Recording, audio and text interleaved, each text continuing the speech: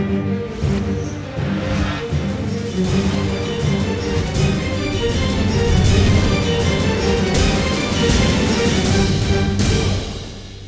वालेकुम नाज़रीन, प्रोग्राम जायज़ा की खुसूसी नशिस्त के साथ मैं हूँ इफ्तिखार शिराजी। तहरीक इंसाफ के सरबराह इमरान खान साहब ये दावा करते रहते हैं कि खैबर पख्तूनख्वा में उनकी हुकूमत ने पुलिस को बदल कर रख दिया है। खैबर पख्तूनख्वा की पुलिस बाकी मुल्क की तमाम पुलिस से इंतहाई मुख्तलिफ है और ये अवाम फ्रेंडली कहा जाता है इसे। और अगर ये तब्दीली आई भी है, उस तब्दीली को अब इदारा जाती शक्ल दी जा रही है और उसे कानूनी तहफ़्फ़ुज़ देने के लिए एक इक़दाम उठाया गया है और 2016 के नाम से पुलिस आर्डर एक जारी किया गया है, जिसके तहत कहा यह जा रहा है कि खैबर पख्तूनख्वा की पुलिस में जो तब्दीली आई है, इस तब्दीली को और ज़्यादा परमानेंट करना है। उसके लिए जो एक आइनी तहफ़्फ़ुज़ चाहिए था, एक कानूनी जो तहफ़्फ़ुज़ चाहिए था, अब वो भी मरहला तय हो चुका है।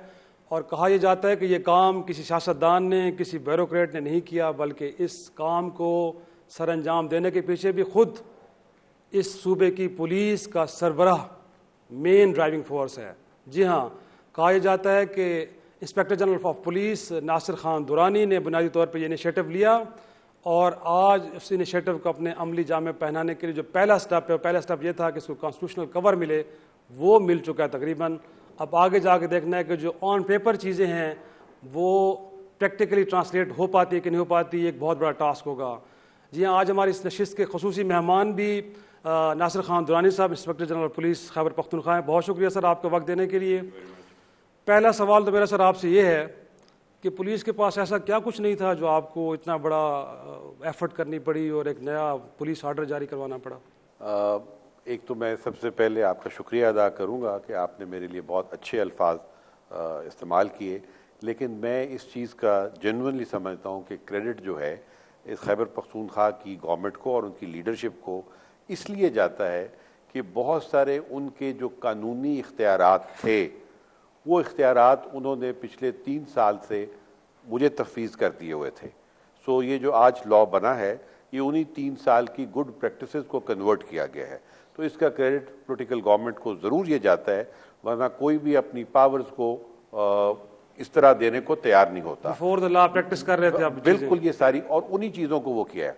और ख़ासकर जबकि हमारी सारी पॉलिटिक्स जो है वो अनफॉर्चुनेटली थाना कचहरी के इर्द गिर्द घूम रही हो, वहाँ पे आप पुलिस को इतना बाइख्तियार कर दें कि वो मिनिस्टर्स को भी गिरफ्तार कर सकती हो और अपोजिशन के लोगों को भी चाय की प्याली और इज्जत दे सकती हो, तो ये एक बहुत बड़ा चेंज था इसके लिए करने की।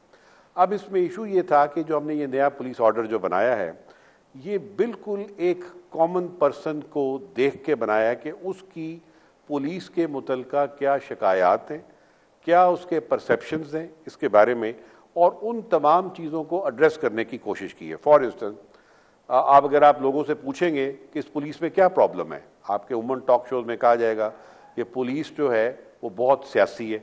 बल्कि मैंने एक जगह और सुना कि उन्होंने कहा कि जो पुलिस है वो बेसिकली किसी पॉलिटिकल पार्टी इन पावर का एक आर्म्ड विंग है, जो लोगों का एक तस्वर पाया जाता है, चाहे वो है या नहीं है, लेकिन तासुर ये पाया जाता है।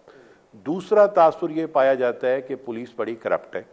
वो जो इनकी भर्तियां होती हैं, जब भर्ती पैसे लेके होगी या सिफारिश पे होगी, तो जो शख्स भर्ती होगा वो फिर कैसे नहीं रिश्वत लेगा अगर वो रिश्वत दे के आया हुआ है। सही। और वो कैसे सिफारिश को नहीं मानेगा जब वो खुद सिफारिश से आया है।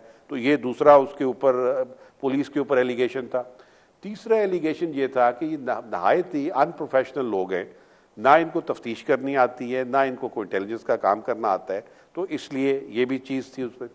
चौथी चीज़ ये थी कि इनकी सारी चीज़ें हैं वो ट्रांसपेरेंट नहीं होती कि वो किस तरीके के साथ चीज़ें कर रहे हैं, ये किसको जवाबदेह हैं।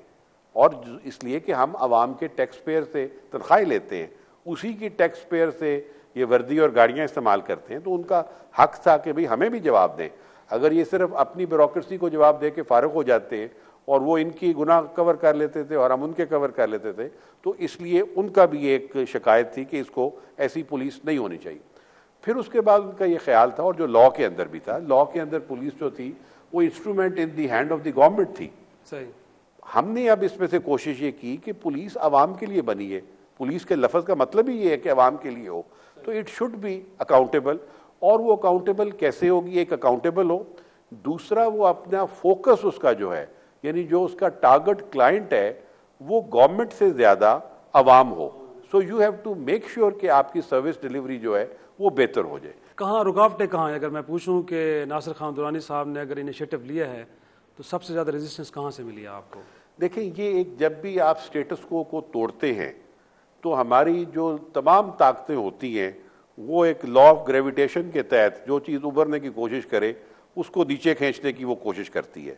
तो इसके अंदर मैं समझता हूँ जितने भी कोई स्टेक होल्डर्स हमारे इस काम के साथ होते हैं तो प्रॉबेबली शायद उनको सूट नहीं कर रहा था। तीसरा, अनफॉर्चुनेटली हम सब के अंदर, बशमूल हमारे अपने भी ब्यूरोक्रेसी के अंदर भी, पॉलिटिकल एलीट में भी एक परगना कल्चर है कि वी आर दी बॉसेस, हम मालिक हैं, हम बादशाह हैं। दुनिया में कोई ऐसा कॉन्सेप्ट नहीं है। दुनिया में कॉन्सेप्ट ये है कि जो कोई एक काम है उसका एक टीम लीडर होगा और बाकी सारे उसको सपोर्ट करेंगे और ये रोल जो है वो चेंज होता रहेगा। फॉर इंस्टेंस अगर बिजली का काम है तो वापडा का जो चेयरमैन या वापडा का जो बड़ा होगा he will be having a lead role और हमने उसको सपोर्ट करना है। रेवेन्यू का है तो जो रेवेन्यू डिपार्टमेंट का हेड है तो उसने करना है। तो पुलिस का जहां पे रोल है लॉ एंड ऑर्डर का, तो ये उसका लीड रोल है, बाकी सब ने उसको सपोर्ट करना है। This is the normal practice जो दुनिया के अंदर है। तो हमने बेसिकली इन्हीं तमाम गुड प्रैक्टिसेस को इस लॉ के अंदर इनकॉर्पोरेट किया है। और तीसरी चीज जो हमने जिसके ऊपर फोकस किया है कि ये इंडिविजुअल बेस्ड लॉ ना रहे, या इंडिविजुअल बेस्ड जो हमने रिफॉर्म्स किए थे, जो आज हमारी खैबर पख्तूनख्वा पुलिस की जो भी लीडरशिप टीम हमारी है जिसने कोशिश करके ये सारा काम भी किया, ये ना हो कि आज ये चली जाए कल चली जाए और फिर हम बैक टू स्क्वायर वन हो। तो उन तमाम प्रैक्टिसेस को जिनको हमने पिछले 3 साल में आजमा भी देख लिया, उनकी गलतियां भी देख ली और अब उनको एक रिफाइंड शक्ल के अंदर हमने इस लॉ के अंदर वो प्रोवाइड किया है। लेकिन आप सर कह रहे हैं कि नॉन पॉलिटिकल, तो क्या लगता है कि अगर ये माजी में अगर रही है पॉलिटिकल इंटरफेरेंस तो नेगेटिव ही थी टोटल? कहीं भी ऐसा नहीं था कि पॉलिटिशियंस ने अगर कोई इंटरवेंशन की भी है पुलिस सिस्टम के अंदर तो नेगेटिव ही रही है, पॉजिटिविटी कहीं नजर आई आपको पिछले अरसे में? देखिए, आप ओवरऑल जब आई एम श्योर कि पॉलिटिकल गवर्नमेंट्स ने भी अपनी पूरी कोशिश की होगी इसको बेहतर करने के लिए, क्योंकि law and order her political government के लिए एक बहुत बड़ा चैलेंज होता है। बट समटाइम्स जो उसका चैलेंज है उसमें इतनी मुश्किलात आप उस चीफ एग्जीक्यूटिव के लिए डाल देते हैं कि वो शायद अपना ऑब्जेक्टिव अचीव नहीं कर पाता। फॉर इंस्टेंस, जो आपका चीफ एग्जीक्यूटिव होगा वो एक पॉलिटिकल पार्टी का हेड होगा, उसकी जो अपनी एग्जिस्टेंस है वो अपने उसके मेंबरान की है जिनकी अपनी रिक्वायरमेंट्स होंगी, सारा कुछ होगा। तो उससे नतीजा क्या होगा कि समटाइम्स जो अगर कोई अच्छा करना भी चाह रहा होगा तो जो प्रोसेस और प्रोसीजर्स और प्रैक्टिसेस हैं वो कई दफ़ा मजबूर हो जाएगा। अगर 4 लोग कह रहे हैं कि नहीं मुझे तो यही ऑफिसर चाहिए, तो he may be under the pressure कि जी मुझे लगाना पड़ेगा। तो उसके लिए ये जो प्रोसेस था वो मैं समझता हूँ उनके लिए भी मुश्किल था कि उनको रोकने के लिए। अब अगर कोई गवर्नमेंट मैं समझता हूँ नेक नियति के साथ करना चाहती है और कर रही होंगी बहुत सारी, तो मैं ये समझ रहा हूँ कि ये वाली जो रेसिपी हमने दी है इसमें ज़ाहिर है ये नौजुबिल्ला कोई ऐसा इल्हामी सहीफा नहीं है, चेंज होता रहेगा और बेहतर हो जाएगा। लेकिन this is the only road and option available for the betterment. और आपके ख्याल में जो फर्स्ट रिएक्शन है इस मुल्क के सियासतदानों का, आप सूबे की बात कर रहे हैं हम, कैसा है? इसको वार्मली एक्सेप्ट किया गया है या नहीं? उनकी तरफ से कुछ देखिए, मैं जिस तरह आपसे कहा कि हम पिछले 3 साल से इन्हीं चीज़ों की प्रैक्टिस कर रहे थे, सही उन्हीं को किया है। इस वक्त मैं कोई बड़ा बोल नहीं बोलना चाहता, लेकिन मैं समझता हूँ कि यहाँ की आवाम का और पुलिस का एक बहुत एक अच्छा राब्ता रबत और रिलेशनशिप डेवलप हो गई है। लेकिन मैं सियासतदानों की बात कर रहा हूँ, उन्होंने कैसे लिया इसको? अब सियासतदानों के लिए एक चीज अच्छी चीज ये है कि इसमें किसी एक को एडवांटेज नहीं मिल रही। अगर काम जो है मेरिट पे हो रहे हैं तो फिर सबके हो रहे हैं, वो किसी एक पार्टी का नहीं हो रहा। तो इसलिए मेरा ख्याल है बाय एंड लार्ज ये उनके भी फायदे में होगा। फॉर इंस्टेंस मैं भी आपको बताऊं, सबसे ज्यादा प्रेशर आपका होता है रिक्रूटमेंट के ऊपर, और पॉलिटिशियंस के ऊपर भी सबसे ज्यादा प्रेशर होता है रिक्रूटमेंट के, सिपाही भर्ती करवा दें। अब उसकी बेशुमार कॉन्स्टिट्यूएंसी होगी, वो अगर हम सारी उस रिक्रूटमेंट को तकसीम भी कर दें उन सारी सीटों को, तो हर एमपी एमएनए के पास या 10 या 15 होंगी, तो वोटर तो उसके लाखों में होंगे। तो वो भी उल्टा जो था उनके लिए एक मुसीबत बन जाती थी कि किसको हाँ करे और किसको ना करे। अभी ये जो हमारा प्रोसेस है, ये जो भर्ती का, जो हमने NTS के ऊपर कर दिया है, अब उसमें किसी का कोई रोल नहीं है। वो एक थर्ड एक्रेडिटेड पार्टी है जो हमारे बिहाफ के ऊपर भर्ती करती है। ना उसमें चीफ मिनिस्टर कुछ कर सकता है, ना गवर्नर कर सकता है, ना कोई इंस्पेक्टर जनरल कर सकता है, कोई कुछ नहीं कर सकता। So it is totally merit based. अभी फॉर इंस्टेंस हम ये 3रा साल है NTS का कर रहे हैं। अल्हम्दुलिल्लाह किसी MP MNA को, किसी पॉलिटिशियन को भी ये अब शिकायत नहीं हुई कि मेरिट जो है किसी ने 10 सीटें ले ली और किसी ने 12 ले ली। लेकिन पुलिस ऑर्डर नाजरीन ये भी कहते हैं कि पुलिस चीफ को कांस्टेबल से लेकर एडिशनल IG तक की तकरीर का इख्तियार होगा और कोई चीफ मिनिस्टर से लेकर सियासतदान इसमें कोई मुदाखलत नहीं कर सकता। इतने बड़े इख्तियारात, लेकिन ये क्या मुमकिन होगा कि इख्तियारात दुरुस्त सिमत में इस्तेमाल होंगे और फिर अकाउंटेबिलिटी क्या होगी? क्या उसके लिए भी इसमें कुछ रखा गया? एक छोटा सा ब्रेक के बाद आएंगे और नासिर साहब से इसका जवाब लेंगे।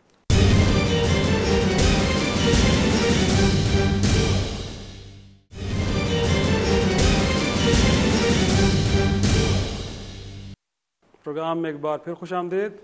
तो सब ये बताइएगा, इनफैक्ट बहुत ज़्यादा इख्तियारात इस पुलिस ऑर्डर के तहत आपको दे दिए गए हैं, लेकिन ये क्या मुमकिन होगा अगर दुरानी साहब चले जाते हैं, आपको आने वाला जो आपके बाद का है, क्या वो इन इख्तियारात को दुरुस्त तरीके से इस्तेमाल भी कर पाएगा? फिर अकाउंटेबिलिटी का क्या तरीक़ाकार रखा गया है? देखिए, आपकी ये जो फोर्स का जो कॉन्सेप्ट है, उसका एक तो कॉन्सेप्ट कमांड एंड कंट्रोल की क्लैरिटी का और यूनिटी का है। अगर आप उसकी अथॉरिटी को उसमें ड्यूअलिटी पैदा कर दें तो जो अथॉरिटी है वो डाइल्यूट हो जाती है। ये एक जो नॉर्मल है आपका है। अगर आपकी कमान को ये पता हो कि जी अगर ये अपना जो मेरा कमांडर है, अगर ये मेरे साथ नहीं खुश किसी वजह से, मेरे काम की वजह से, तो मैं किसी और को मैनेज कर लूँगा, तो नतीजा ये हो जाता है कि कमांड में ड्यूअलिटी पैदा हो जाती है। तो ड्यूअलिटी से आपका सारा काम जो है वो ख़राब हो जाता है।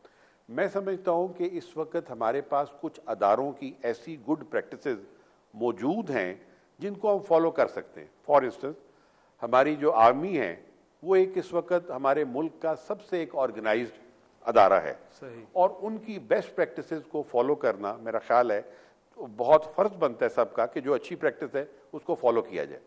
सही। हमें भी, चूँकि हम फोर्स हैं, हम यूनिफॉर्म काम करते हैं इसी तरीके के साथ, तो हमारी भी रिक्वायरमेंट ये थी कि यूनिटी ऑफ कमांड जो है वो बड़ी क्लियर हो।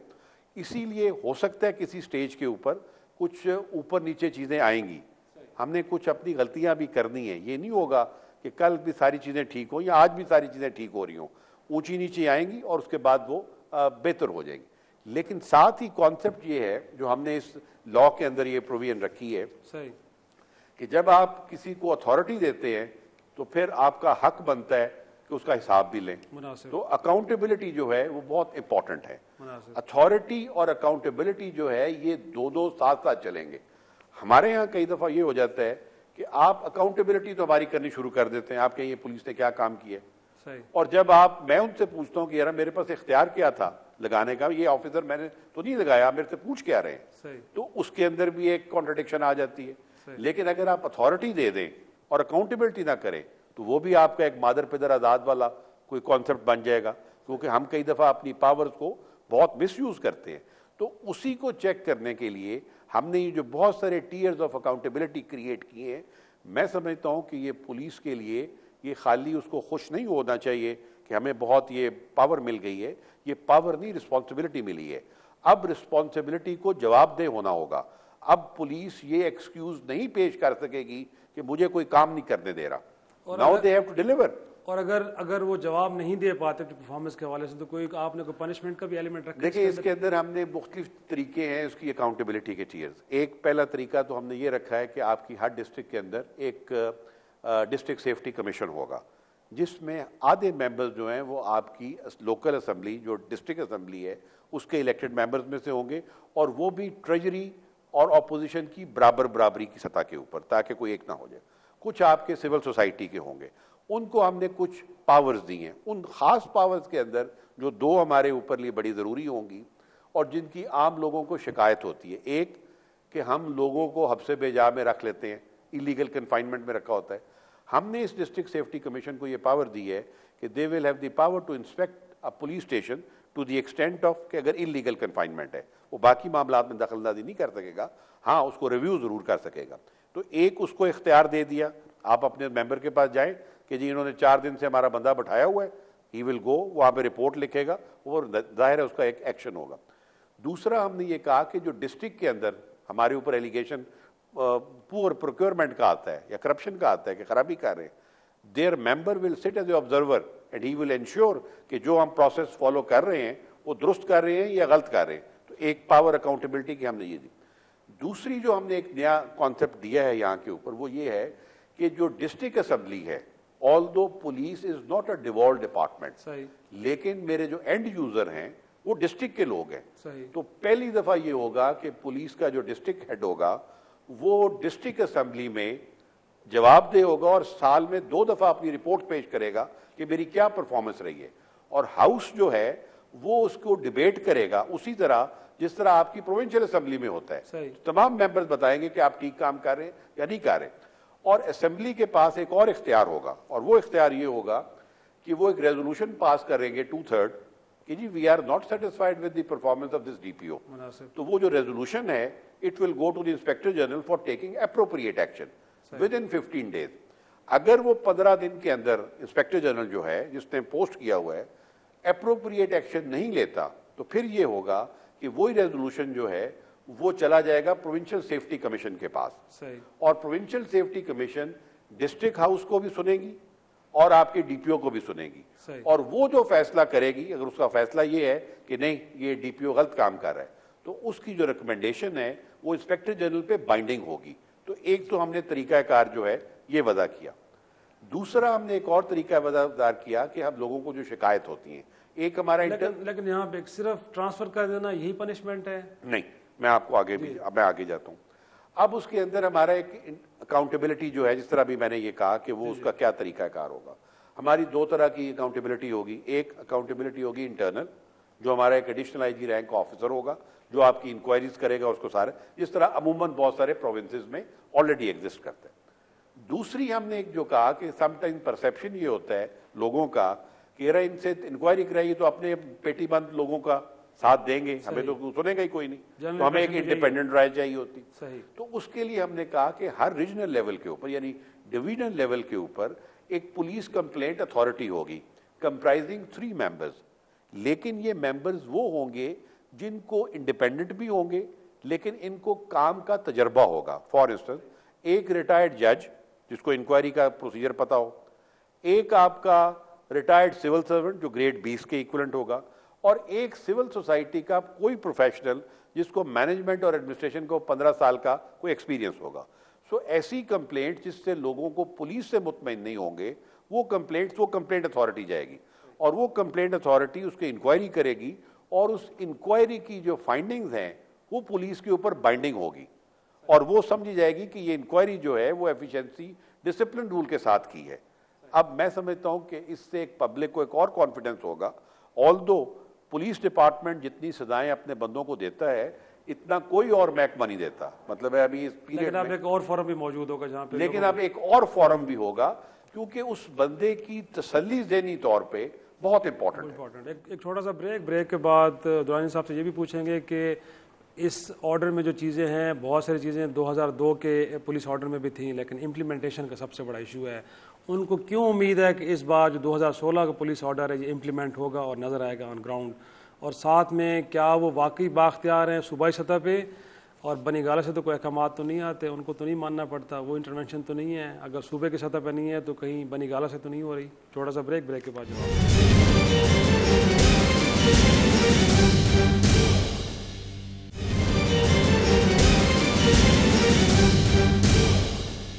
प्रोग्राम में एक बार फिर खुश आमदीद दुरानी साहब।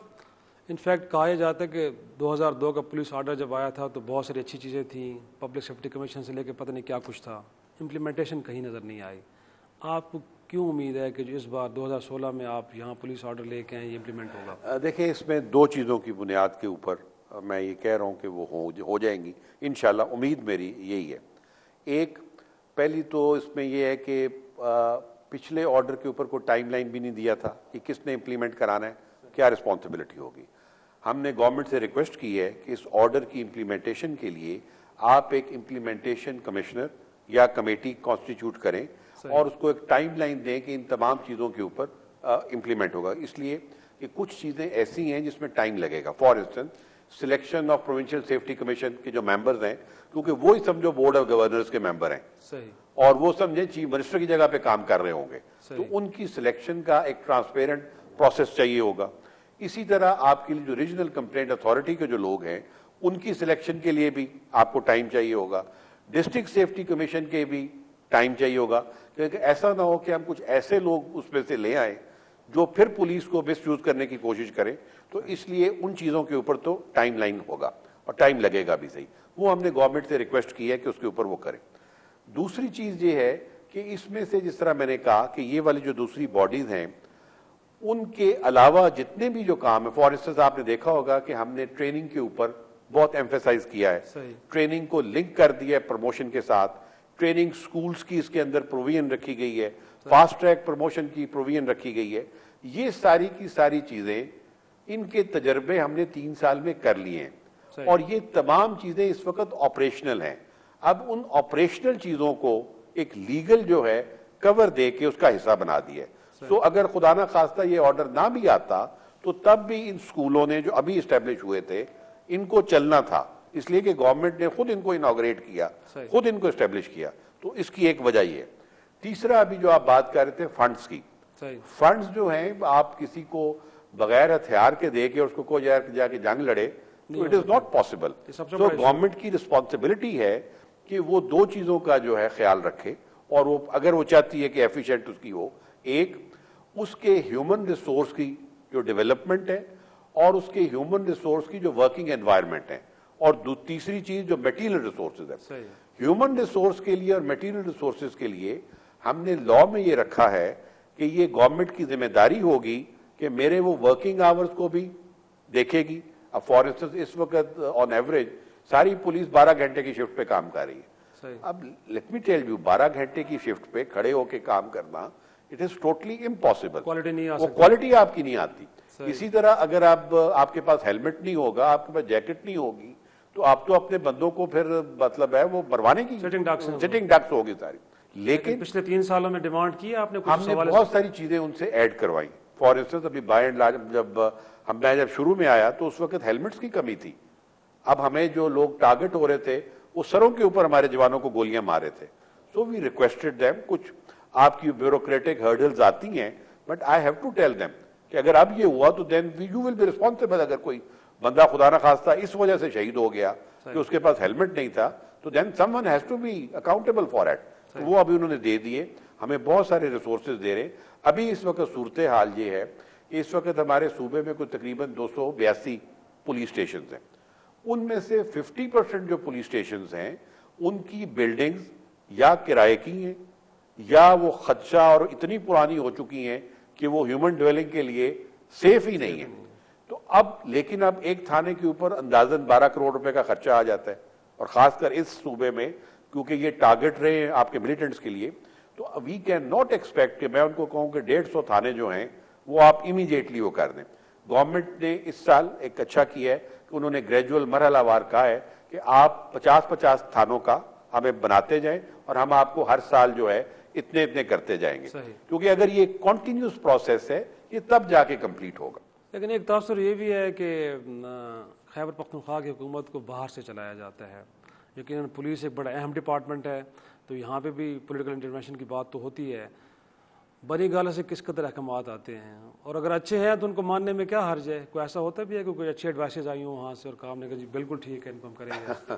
लेकिन मेरा ख्याल है जो यहाँ के लोग हैं, जो यहाँ की आपकी हमारी जो मेरा ख्याल है मीडिया से ज्यादा लोगों को और नहीं पता होता कि क्या है, and I think they are fully aware कि यहाँ की पुलिस किस तरीके से काम करती है।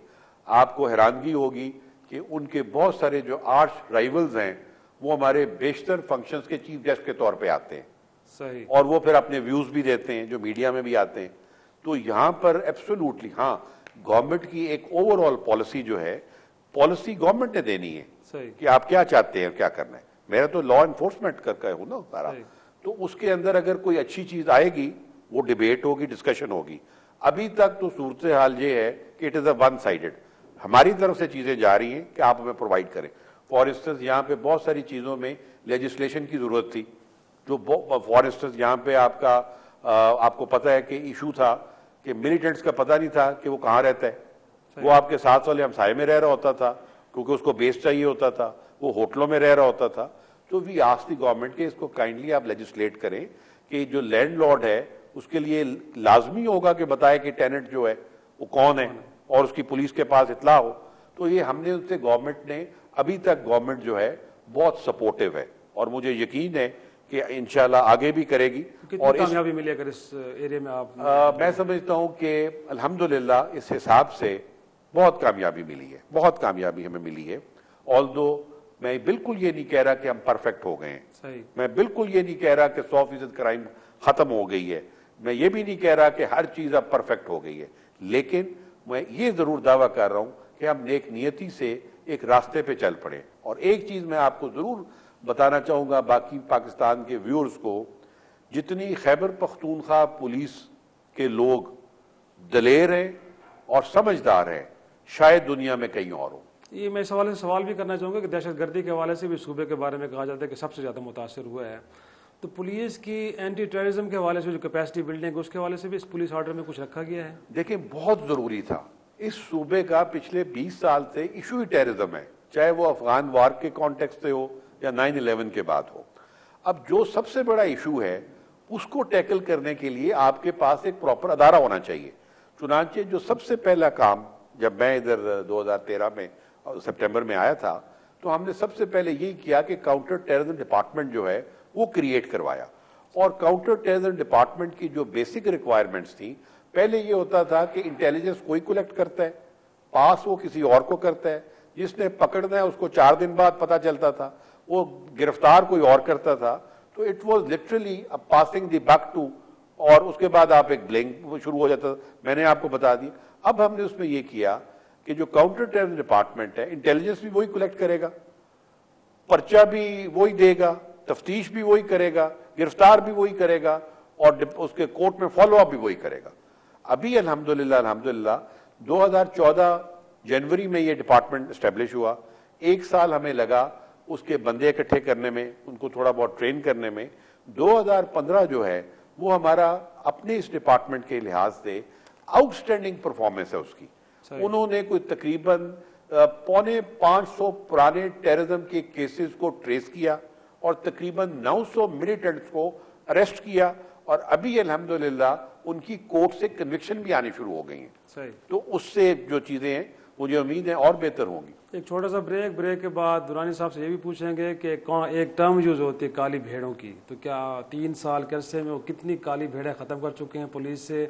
और मोर इम्पॉर्टेंटली कहा यह जाता है कि कुछ दहशतगर्दों के वेलविशर्स भी मुख्तलिफ इदारों में मौजूद है, तो क्या पुलिस में भी ऐसे लोगों हैं मौजूद, और अगर हैं तो क्या उनकी निशानदेही भी हुई है कि नहीं? छोटा सा ब्रेक के बाद जवाब देंगे।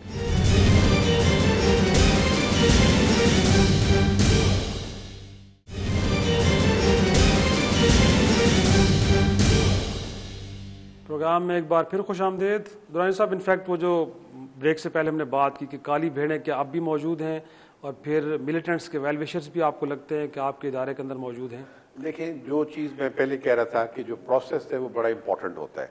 प्रोसेस आपका ठीक होगा तो प्रोडक्ट भी आपकी ठीक होगी। इसीलिए जो दुनिया में जो ISO का सर्टिफिकेशन का कॉन्सेप्ट है वो प्रोसेस की सर्टिफिकेशन होती है। तो हमने भी यहाँ पे अपने प्रोसेसेस को बेहतर किया। अब इसमें पहला प्रोसेस जो था कि आपकी इनटेक कैसी है।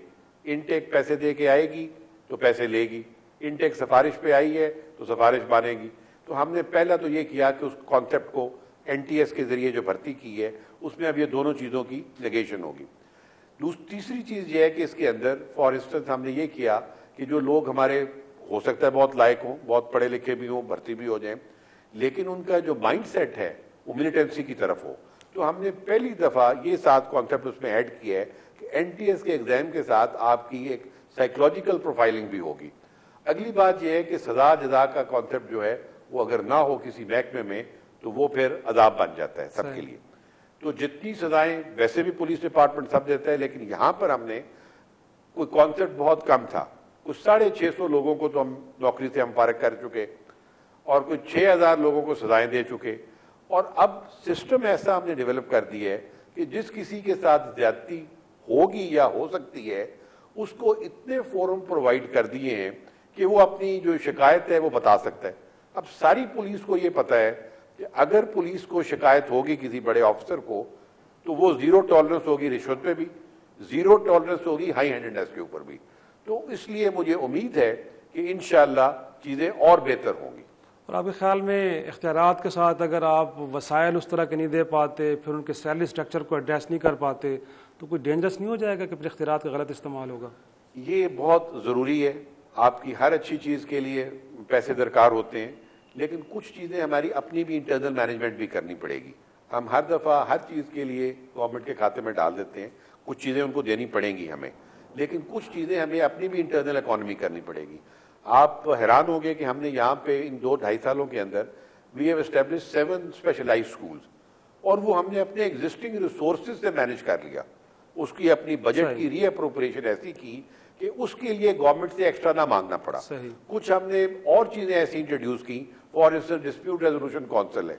आई विश कि कभी आप उसके ऊपर एक अलग प्रोग्राम करें, इसलिए कि वो इस वक्त की जरूरत है। क्रिमिनल जस्टिस सिस्टम जो है वो आम आदमी को उस तरह का इंसाफ नहीं दे पा रहा जिस तरह उसको देना चाहिए। तो डीआरसी का जो कॉन्सेप्ट है, अब उसमें तमाम लोग जो बैठते हैं बतौर जजेस उसके अंदर, वो तमाम सिविल सोसाइटी के ज्यादातर रिटायर्ड लोग हैं और बगैर पैसों के हैं। हमने सिर्फ उनको एक कोर्ट रूम टाइप बना दिया माहौल जिसके अंदर वो बैठ के सुने। अब now they are giving excellent result.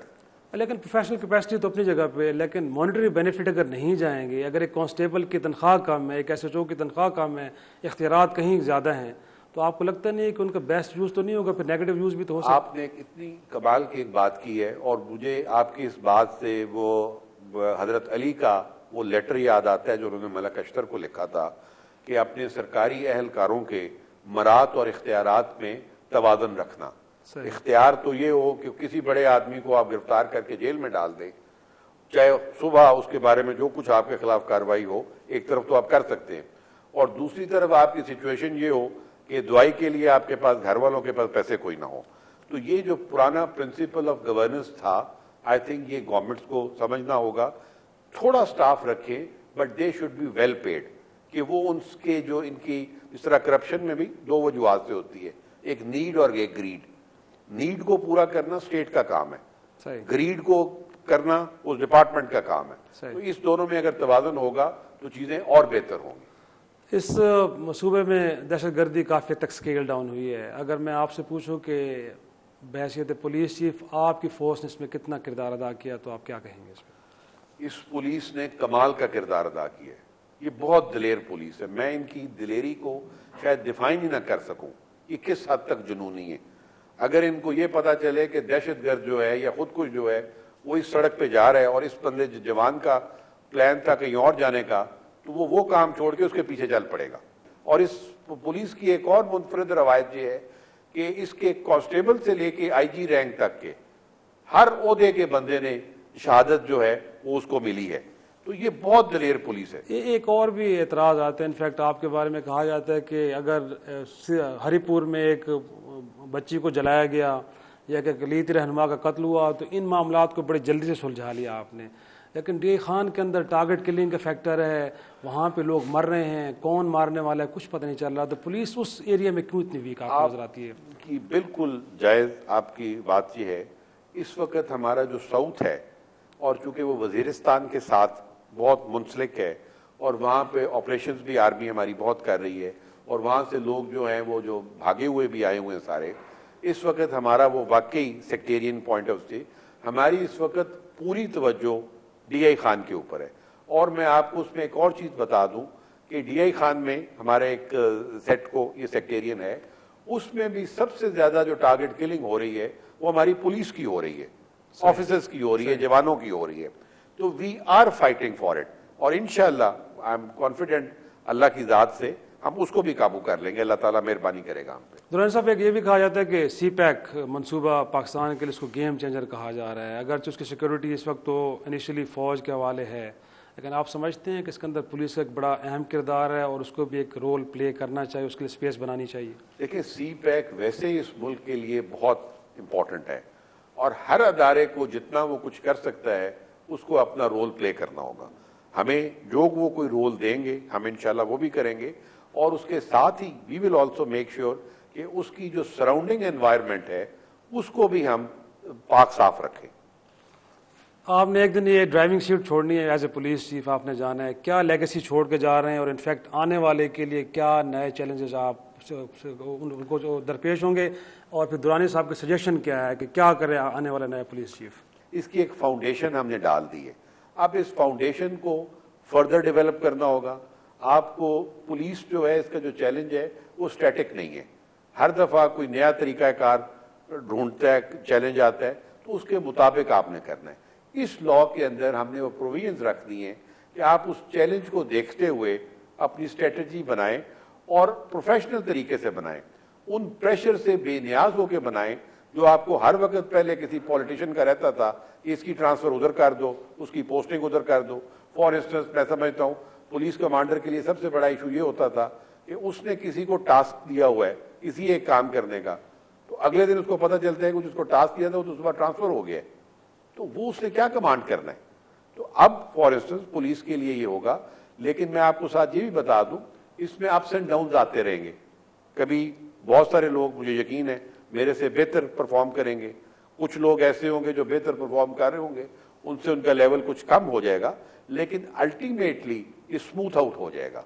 और ये मुझे यकीन है कि ये अदारा भी उन अदारों की तरह हो जाएगा जो इस मुल्क में क्रेडिबल है। एक आखिरी सवाल, क्या समझते हैं कि यहाँ का मॉडल पंजाब में, सिंध में और बलूचिस्तान में भी इम्प्लीमेंट करना चाहिए, और वहाँ पे बड़ी ज़रूरत है, किस तरह का मॉडल लाना चाहिए? मैं समझता हूँ बहुत ज़रूरत है, बहुत ज़रूरत है। और यहाँ की पुलिस कितनी हेल्प कर सकती है अगर वहाँ पे वो? हम सब उनके लिए हाजिर हैं, ये मतलब है अवाम का काम है, उसमें हुकूमतें आती जाती रहती हैं, लेकिन यही मेरे हिसाब से, जाहिर है कुछ और शायद उनकी लोकल नीड्स हों कि एडजस्ट करने की, लेकिन दो जो इम्पोर्टेंट सेगमेंट्स हैं इसको आपको फोकस करना होगा। एक, आपकी अकाउंटेबिलिटी हो, प्रॉपर हो, लेकिन अकाउंटेबिलिटी से पहले आप उसको अथॉरिटी दें, क्योंकि ये दोनों अगर आपने मुख्तलिफ जगहों में अगर ये कर लिया कि अकाउंटेबिलिटी मॉडल तो हमारे वाला ले लिया कि उनसे ये पूछेंगे, अथॉरिटी उसको दी कोई ना, तो वो बहुत सारी गड़बड़ हो जाएगी, फिर ये उलट हो जाएगा। ये तो दो पहियों के ऊपर बेस्ड है ये पूरी गाड़ी। अब मुझे सिर्फ खदशा इस बात का ये है कि कोई और लोग जो है वो एक हिस्सा तो उसका ले लें कि ये अकाउंटेबिलिटी करा दें और अथॉरिटी ना दें, तो उससे और ज्यादा नुकसान होंगे। So it has to be a complete package of authority and accountability. बहुत शुक्रिया नासिर खान दुरानी साहब, inspector general police Khyber Pakhtunkhwa, वक्त देने के लिए। बड़ी अहम बातें की हैं कि सब कुछ ये टीम वर्क के नतीजे में है, और अगर आने वाले वक्त आने वाले अफराद भी, आने वाले अफसरान भी उनकी इस लेगेसी को लेकर चलेंगे और एक टीम वर्क की शक्ल में काम करेंगे, तो फिर यकीनी तौर पे जो तब्दीली का एक सफ़र शुरू हुआ है ये अपने मन तक, ये अंजाम तक पहुँचेगा, और यकीनी तौर पर इसके समरात आम आदमी तक भी पहुँचेंगे। इसी के साथ इजाज़त दीजिए, खुदा हाफ़िज़।